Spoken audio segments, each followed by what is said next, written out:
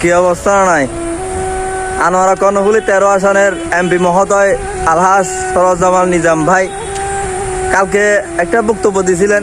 এই বিষয়টা খুব সুন্দর লাগছিল।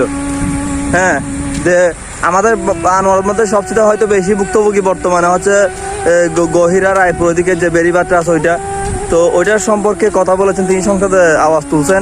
এগুলোই ভালো লাগে যে মানে কোনো একটা সমস্যা আমাদের যেহেতু দায়িত্ব নিছেন, আমাদের সমস্যাগুলো আপনি তুলে দিবেন, ধরবেন এবং ওখান থেকে কার্য করে আনবেন, বিষয়গুলো বাজেটগুলো পাস করে আনবেন। এগুলোই ভালো লাগে। ওইখানে গিয়ে চুপ করে থাকলে কিংবা ওইখানে গিয়ে অন্যদের কথা শুনলে কিংবা ধরেন আমাদের মানে সহায়তা যে জায়গায়, ওই সহায়তা যদি মত প্রকাশটা না করতে পারলে হ্যাঁ তাইলে খারাপ লাগে। এখন বলতে পারেন আনোয়ার তো জাবেদও ছিল, এমপি জাবেদ, তখন কেন কিছু ভালো মন্দ বলি না ভাই, তখন বলার মতো বই ছিল না। তখন বললে ভালো বললে মানে সেলুট দিত, খারাপ বললে মামলা দিত, অর্থাৎ ক্ষমতার অপব্যবহার করতো। যার কারণে আন্দোলন, যার কারণে ফেসিস্ট হচ্ছে দেশ থেকে তাড়াইছে। এখনই হচ্ছে মত প্রকাশ।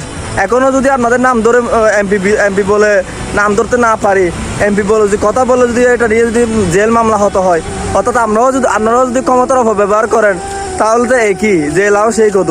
তো সেই জন্য আমার বিশ্বাস এখন অন্তপক্ষে আমরা আমাদের মত প্রকাশটা করতে পারবো, আমাদের সমস্যাগুলো আমাদের উপরে বলতে পারবো। আপনারা অন্ততপক্ষে আওয়ামী লীগের মতো মানে ক্ষমতা অপব্যবহার করবেন না। আপনার নাম দিয়েছি, আপনি রাগ করবেন না, আপনার ভালো বলবো খারাপও বলবো, কিন্তু আওয়ামী লীগের আমল তো ভালোগুলো রিসিভ করতো, খারাপগুলো বললে তারা রাগ করতো। এটাই হচ্ছে সমস্যা। সেজন্য আমাদের বারবার বলা, আপনাদের খারাপগুলোও বলবো, ভালোগুলোও বলবো, তবে সইতে হবে। একটা কথাই আছে না, রাজনীতি করতে হলে চামড়ারে গন্ডার চামড়া বানাইতে হবে।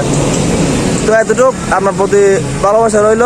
এভাবে আমাদের আনোয়ারার সমস্যাগুলো তুলে ধরবেন, এগুলো বাজেট পাস করে আসবেন, আমাদেরকে সহায়তা করবেন। এটাই একটা অভিভাবকের কাজ। ধন্যবাদ। আসসালামু আলাইকুম।